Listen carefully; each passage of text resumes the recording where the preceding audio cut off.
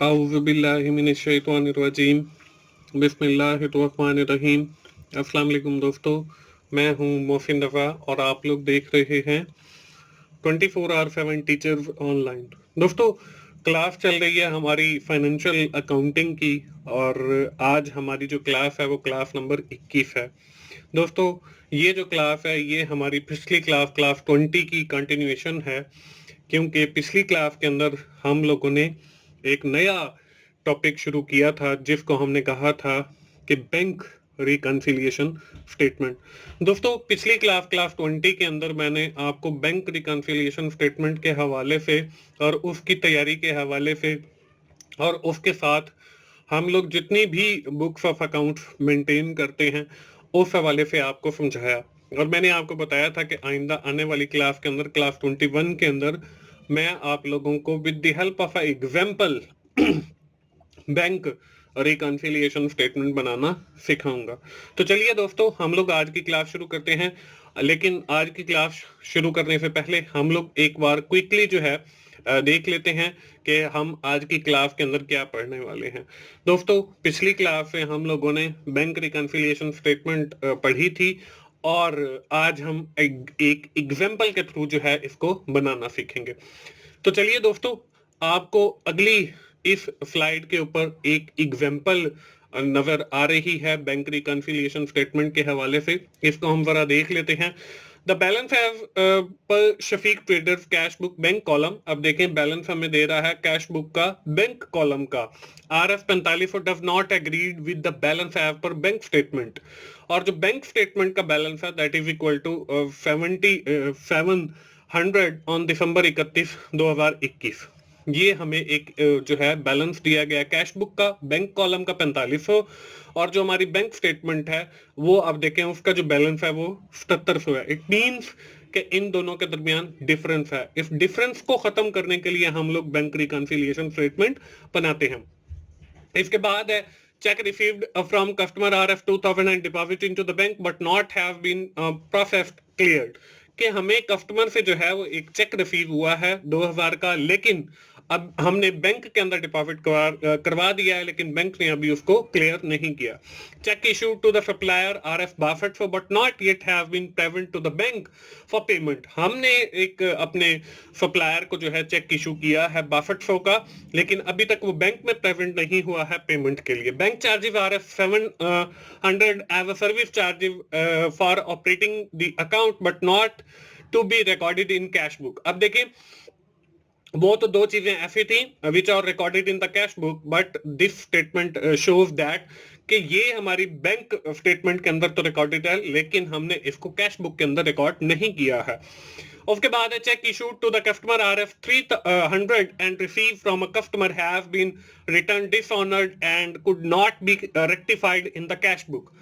हमने 300 का एक चेक इशू किया था और वो डिसऑनर हो गया, बैंक ने उसकी पेमेंट नहीं किया due to the less amount of cash.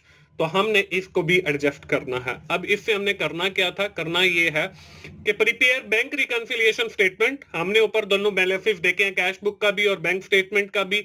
इन दोनों के दरमियान जो डिफरेंस है मैंने आपको बताया कि that is cleared with the help of the bank reconciliation statement.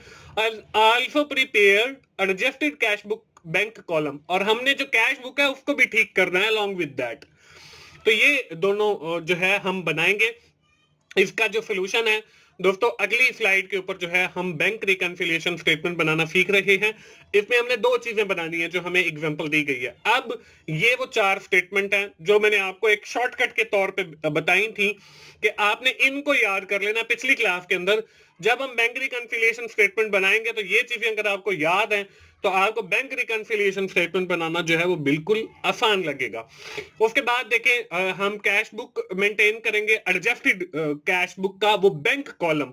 उसके बाद हम लोग जो है ये हमारी वही कैश बुक है, एक इसकी साइड जो है वो रिसिप्ट साइड है, दूसरी साइड जो है वो पेमेंट साइड है। और ये मैंने सिर्फ और सिर्फ एक ही कॉलम यानी कि बैंक कॉलम के हवाले से प्रिपेयर किया, और बाकी जो आपकी कैश बुक है वो हमने जो मैंने आपको पीछे लेक्चर एक बताया था कैश बुक के हवाले से, उसका आप देखेंगे।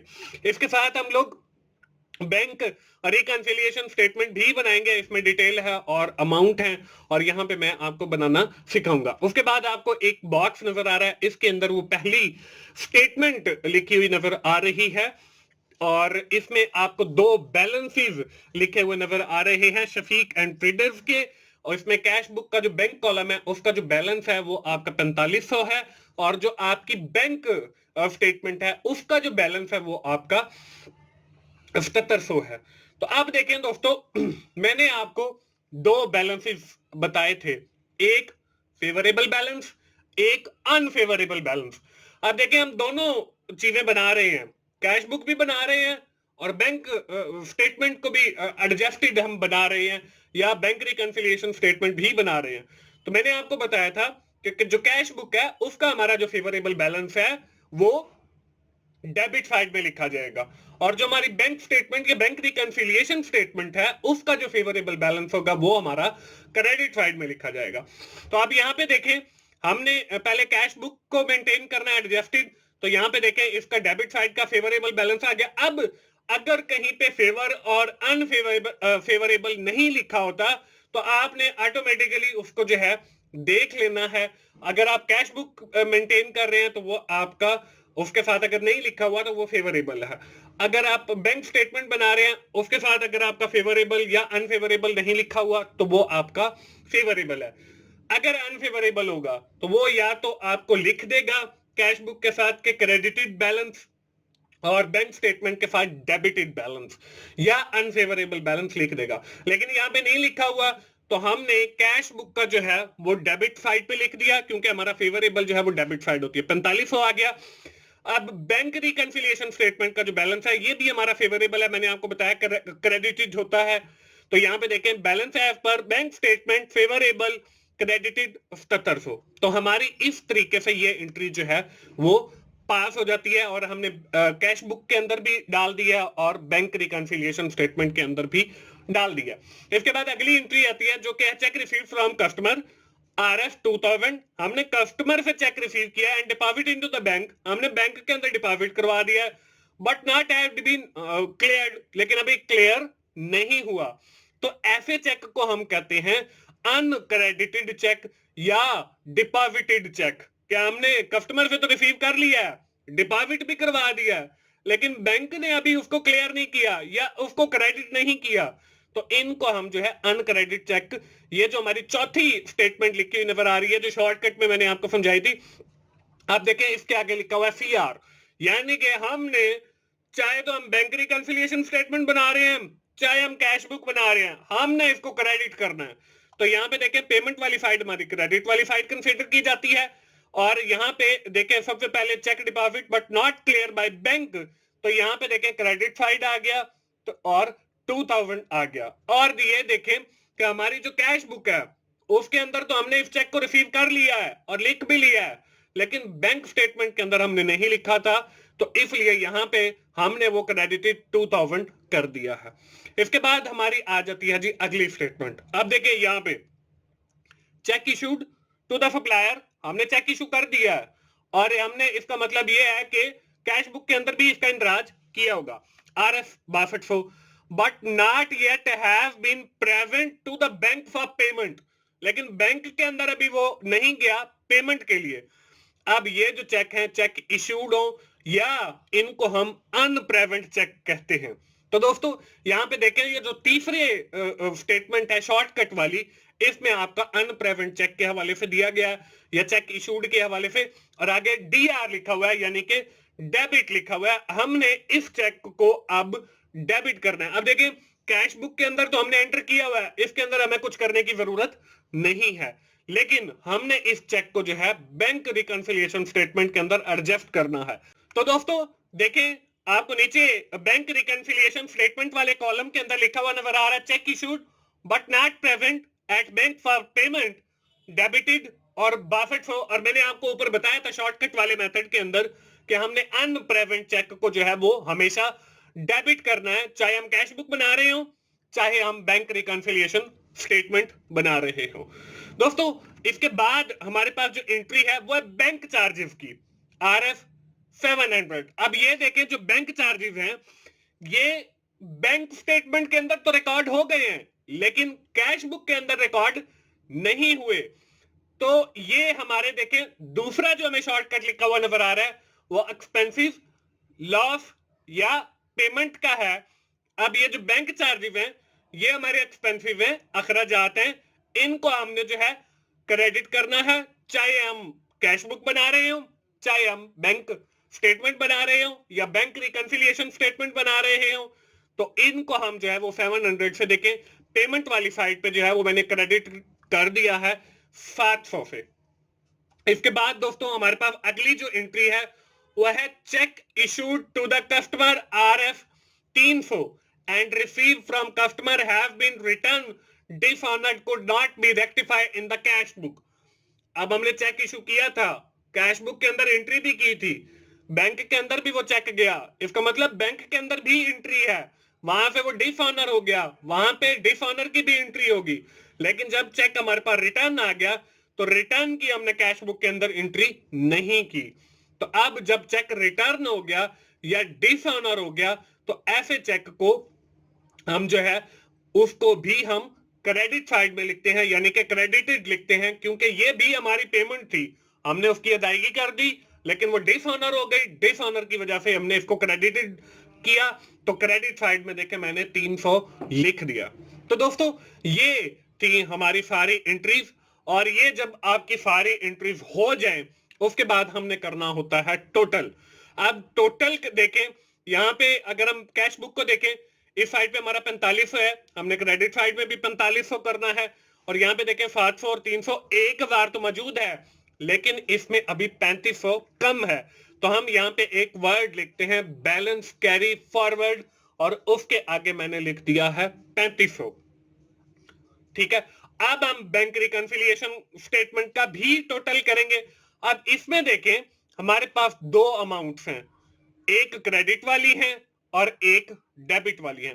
तो जितनी आपके पास क्रेडिट वाली है, देखिए 7700 है और 2000 है, तो ये आपका 9700 बनता है। और इसी तरह हम लोग जो है इसमें ये 6200 है। अब हमने ये देखना है कौन सी अमाउंट जो है वो बड़ी है। तो क्रेडिट वाली जो अमाउंट है वो हमारी 9700 है, और डेबिट वाली जो अमाउंट है वो हमारी 6200 है। तो क्रेडिट वाली अमाउंट बड़ी है, तो जो अमाउंट बड़ी है उसमें से हम छोटी को माइनस कर देंगे, यानी कि 9700 में से माइनस कर देंगे 6200, तो हमारे पास जो है बाकी बचेगा वो 3500 बचेगा। और इसके साथ अब हम कैसे पता चलेगा कि ये CR है ये DR है? तो जो अमाउंट बड़ी होगी उसके साथ अगर डेबिट है तो हम इधर डेबिट लिखेंगे, उसके साथ क्रेडिट है तो हम यहाँ पे क्रेडिट लिखेंगे।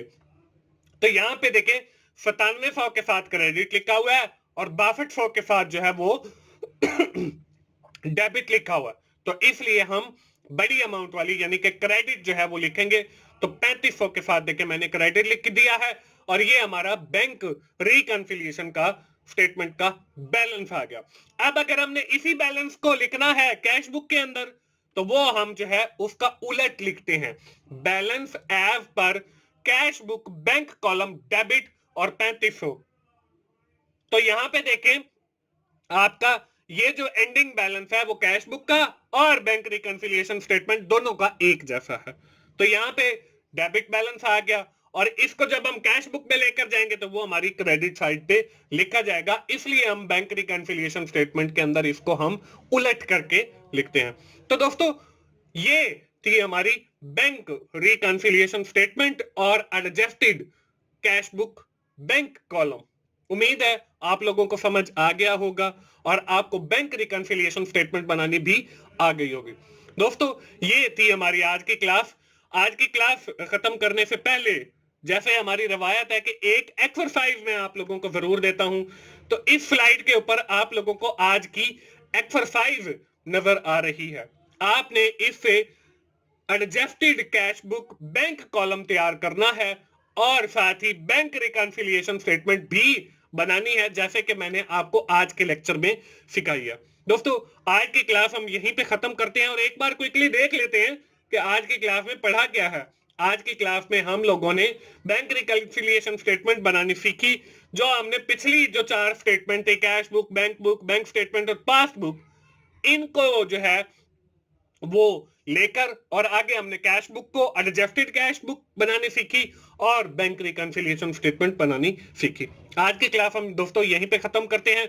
आखिर में मैं यही कहूंगा कि अगर आपको मेरी वीडियोस अच्छी लग रही हैं तो आप उन्हें लाइक कीजिए, अपने दोस्तों के साथ शेयर किया करें, कमेंट जरूर किया करें और मेरा चैनल जरूर सब्सक्राइब करें ताकि मेरी हर आने वाली वीडियो, हर आने वाला लेक्चर आप लोगों तक पहुंच सके और आप उससे सीख सकें। दोस्तों मिलते हैं अगली फाइनेंशियल अकाउंटिंग की क्लास में। उस वक्त तक के लिए अल्लाह हाफिज।